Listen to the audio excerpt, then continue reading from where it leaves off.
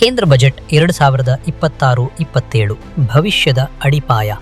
2026-27ರ ಕೇಂದ್ರ ಬಜೆಟ್ನಲ್ಲಿ ಮೂಲ ಸೌಕರ್ಯಕ್ಕಾಗಿ 12.2 ಲಕ್ಷ ಕೋಟಿ ರೂಪಾಯಿ ಹಂಚಿಕೆ. ಇಲ್ಲಿ ಹೂಡಿಕೆ ಮಾಡುವ ಪ್ರತಿ 1 ರೂಪಾಯಿಯೂ 3 ರೂಪಾಯಿಗಳಷ್ಟು ಬೆಳವಣಿಗೆ ಮತ್ತು ದೀರ್ಘಕಾಲೀನ ರಾಷ್ಟ್ರೀಯ ಸಾಮರ್ಥ್ಯವನ್ನು ನೀಡುತ್ತದೆ ಎಂಬುದು ಸರ್ಕಾರದ ನಂಬಿಕೆ.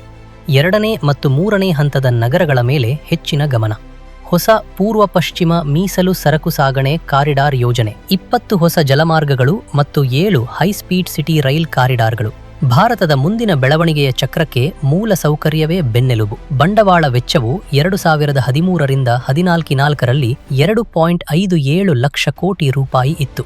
ಇದು 2025-26ರಲ್ಲಿ 11.21 ಲಕ್ಷ ಕೋಟಿ ರೂಪಾಯಿಗಿಂತಲೂ ಹೆಚ್ಚಾಗಿದೆ. ಅಂದರೆ 335ಕ್ಕೂ ಹೆಚ್ಚು ಏರಿಕೆ ಕಂಡುಬಂದಿದೆ. ರಸ್ತೆ ಮತ್ತು ಹೆದ್ದಾರಿಗಳಲ್ಲಿನ ಹೂಡಿಕೆ 9 ಪಟ್ಟು ಹೆಚ್ಚಾಗಿದೆ.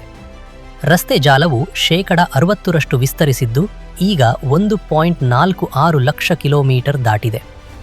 ರಸ್ತೆ ನಿರ್ಮಾಣದ ವೇಗ ದಿನಕ್ಕೆ 11.6 ಕಿಲೋಮೀಟರ್ನಿಂದ 34 ಕಿಲೋಮೀಟರ್ಗೆ ಏರಿಕೆಯಾಗಿದೆ. ರೈಲ್ವೆ ಕ್ಷೇತ್ರದಲ್ಲಿ 4 ಪಟ್ಟು ಹೆಚ್ಚಿನ ಬಂಡವಾಳ ಮತ್ತು 99% ವಿದ್ಯುದೀಕರಣ. 42,600ಕ್ಕೂ ಹೆಚ್ಚು LHB ಕೋಚ್ಗಳು, 164 ವಂದೇ ಭಾರತ್ ಮಾರ್ಗಗಳು, ಪ್ರತಿದಿನ 350ಕ್ಕೂ ಹೆಚ್ಚು ಸರಕು ಸಾಗಣೆ ರೈಲುಗಳ ಸಂಚಾರ. 23 ನಗರಗಳಲ್ಲಿ 1,000 ಕಿಲೋಮೀಟರ್ ದಾಟಿದ ಮೆಟ್ರೋ ರೈಲು ಜಾಲ. ದಿನನಿತ್ಯದ ಪ್ರಯಾಣಿಕರ ಸಂಖ್ಯೆ 1.12 ಕೋಟಿಗೂ ಹೆಚ್ಚು. ವಿಮಾನ ನಿಲ್ದಾಣಗಳ ಸಂಖ್ಯೆ 163ಕ್ಕೆ ಏರಿಕೆ. ಉಡಾನ್ UDAN ಯೋಜನೆಯು 649 ಮಾರ್ಗಗಳಿಗೆ ವಿಸ್ತರಣೆ. ಈ ಬಜೆಟ್ ಕೇವಲ ಮೂಲಸೌಕರ್ಯವನ್ನಲ್ಲ, ಬದಲಾಗಿ ಪ್ರತಿ ಭಾರತೀಯನ ವಿಶ್ವಾಸ ಮತ್ತು ವೇಗವನ್ನು ನಿರ್ಮಿಸುತ್ತಿದೆ.